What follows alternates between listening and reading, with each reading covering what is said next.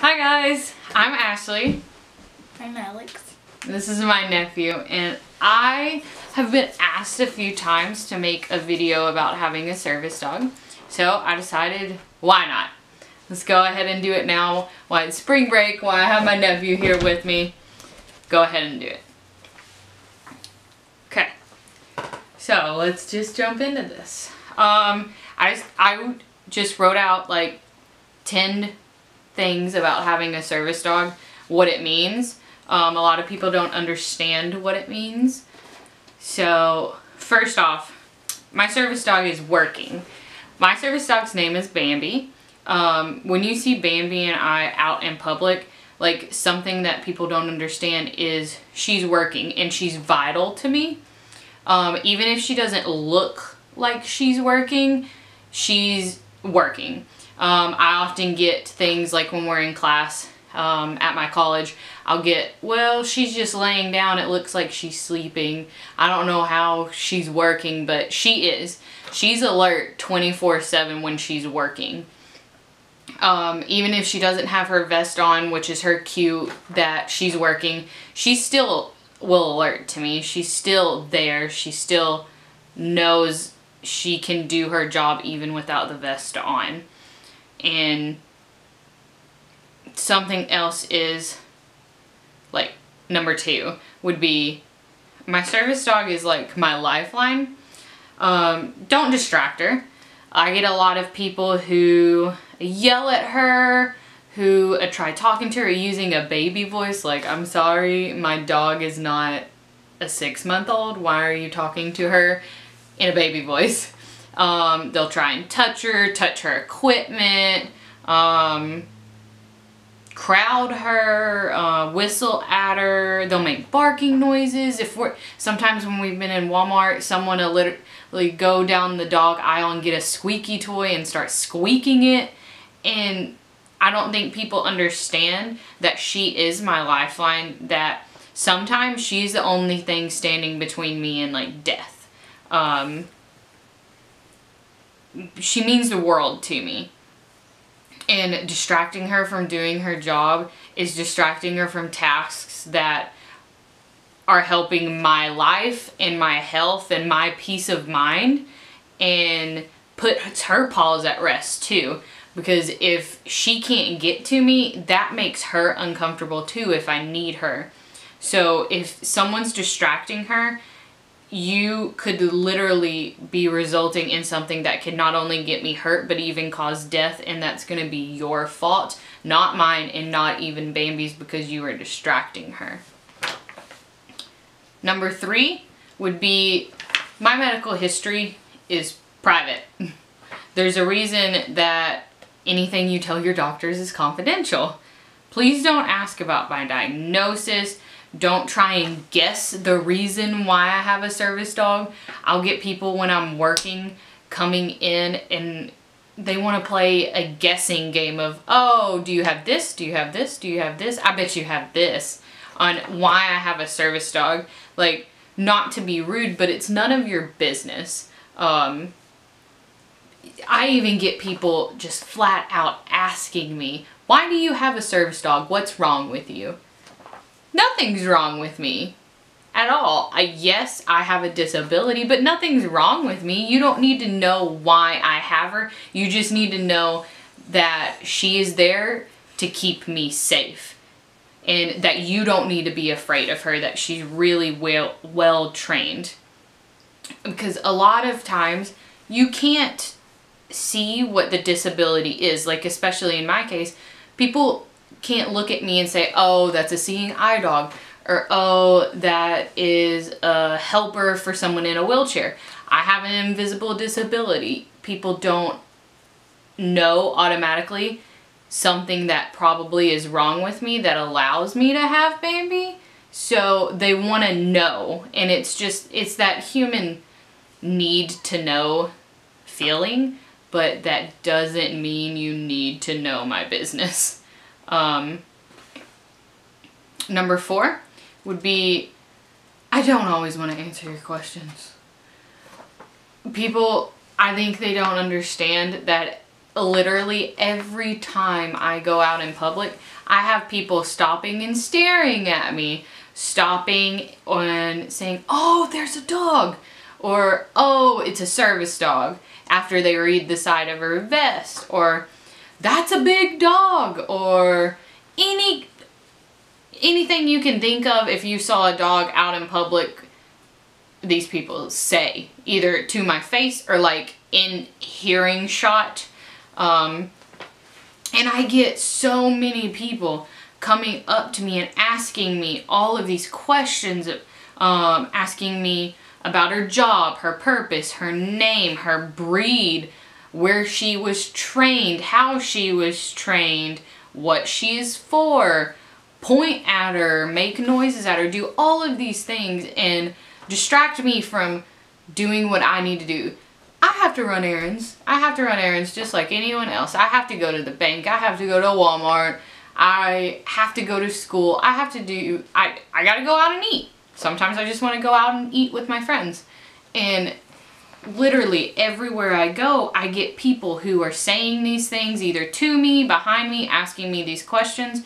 So sometimes if I'm a little short with someone, or I may seem a little rude, I'm not trying to be, but you are probably the 100 millionth person that has asked me these questions or stopped me, or you could even be the 1000th person that day if I had a really busy day and I was running around a lot that day and went in different stores. So don't always take it out on the handler if they seem a little rude. It's just we get tons of questions everywhere we go, and sometimes we just need to get what we need to get done, and we got somewhere else to be. Alright, next would be, not all service dogs are the same. Service dogs come in all different sizes, all different shapes, breeds, colors, coat types, specialties. There's a service dog for almost any disability that you can have that's a major life-hindering disability, according to federal law and medical professionals. You can't identify a service dog by sight alone, because technically you don't have to have visual representation on the dog themselves, on their vests. I choose to because it's easier. It's easier when my service dog vest says service dog, do not pet. Wherever I go that, you know, she's allowed, all of these places cannot ask for papers on her, documentation, IDs, certification, nothing like that about me or her. They can't ask for medical records on what my diagnosis is and why I have her. They can't ask for documentation on her of maybe where she was trained or what specific kind of service dog she is. That's like my choice to disclose that information if I so choose as a handler. It is illegal for you to ask for any of these things. Any kind of business, they cannot ask for this stuff. Any kind of worker at a business, nothing like that. The only two questions that anyone can ask me at any kind of business, restaurant, or anything like that is if my partner is a service dog and what work my service dog does for me. So let's say I go into a restaurant and maybe I don't have her service dog tab on her, then they can say, is she a service dog? I say yes. And they ask what work my partner does for me, and I say she's a medical alert. That's all the information I have to give. I can disclose more if I so choose. I can go a little more in depth. I can throw everything out there. It's my choice. But they can't ask any more questions after those two, and they can't request any kind of paperwork or anything after or before they've asked these questions. And then the last one I have is really the most important, and it's, I would rather not have a service dog. I get people all the time telling me that they'd love to have a service dog, or they wish that they could take their dog wherever they went just like I get to. And In order for you to have a service dog, you have to have a disability or be disabled as defined by the US federal law. So essentially, when you tell me that you wished that you had a service dog or that you wished that you could do what me and Bambi get to do, you're basically telling me, I wish whatever was wrong with you was wrong with me. Or I wish whatever was wrong with someone else who may have a service dog, what their disability may be, was wrong with me. So you're really wishing for something bad on yourself. And people don't realize this, so it's no fault of their own, really. But it requires so much more than what people think. I mean, at least it's got to take at least like a couple of 100 hours of training for her to even be a proper service dog. She's got over 1,000 hours of training, and she's 8, and she's still training. We're still training on a daily. You always are gonna run into new things. I train her on new things here and there. I'm training her on something new right now. And she's 8. She's been my service dog for a good 3 or 4 years now. So there's always a lot that's going on, and there's a lot more to not only having a service dog, but dealing with the fact that you have to have a service dog. I wish that I didn't have to have one, but I know that I have to have Bambi, because if it wasn't for her, I could either be really hurt or I could possibly die, especially because I live alone. Right now I have a campus apartment by myself. Next year I will have a roommate. I'm rooming with one of my friends at a different campus apartment, but still, you're not always there. I'm not surrounded by people 24/7. I have 2 jobs and I go to school, and we have to do a lot together, and I have to run errands. I can't have someone else with me 24/7. That's what she's for. And even those people that can be around me, she's better equipped and she's better trained. Even if they are around me, if I have to have her, she does her job no matter what.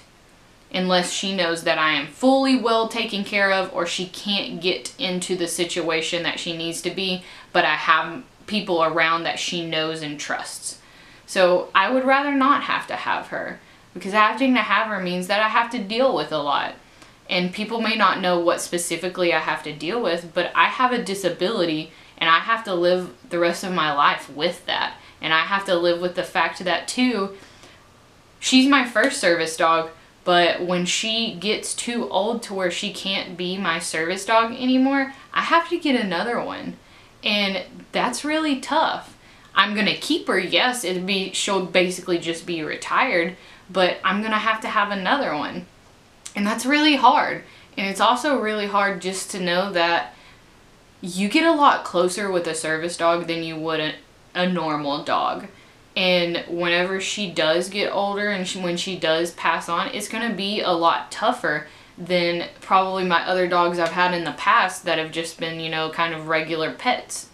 Because she's with me literally everywhere I go. She's with me 24/7. Every now and then I may leave her in my apartment or take her to my house so she can see our other dog that my parents have, let them play. But for the most part, she is with me 24/7, 7 days a week. I think that's it though. Thanks for watching. I'm gonna start posting videos probably on a weekly basis. If you have any kind of questions, just leave a comment. I'll put my social media accounts on. You can follow me, ask me questions on there. I'm thinking about my next video doing a like kind of getting to know you Q&A. Maybe introduce Bambi. Just a bunch of different stuff. I have a lot of plans for this channel. I've been wanting to start one for a while now. So let me know. Bye. And also don't forget to subscribe.